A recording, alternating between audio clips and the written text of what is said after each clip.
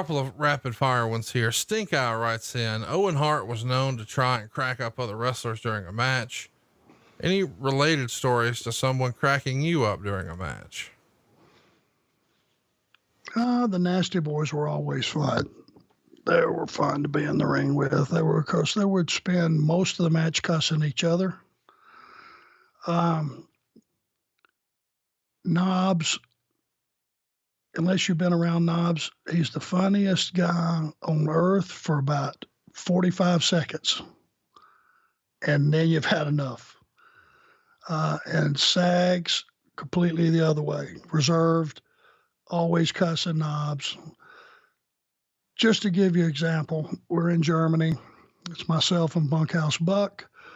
We're the Nasty Boys as our opponents. They're already in the ring. We come to the ring, pop up on the apron. Fans are eating us alive. Well, I turned back around and I'm giving them some guff. And when I turned around, Knobs is right there, hit me with a flipper right in the nose, exploded my nose, broke my nose. The match ain't even started. Now, the next 5 minutes is Sags cussing Knobs out. We hadn't even got a bell rang yet. That could be considered funny if you're not the guy with the broke nose.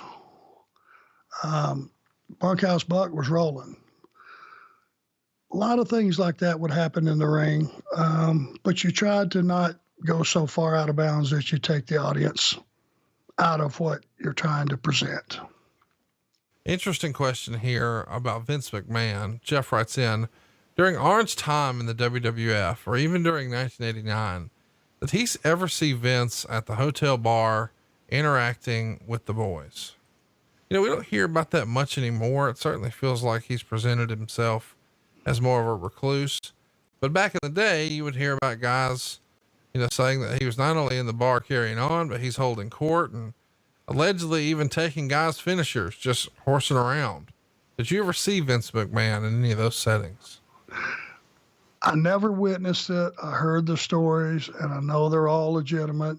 You know, there was those rare occasions where he had come down to the bar and get tore up, you know, at the company hotel. And, you know, he'd grab one of the guys or something and they'd end up flattening him. And heard a couple of stories. I was never there to see it myself, but I know that it did occur.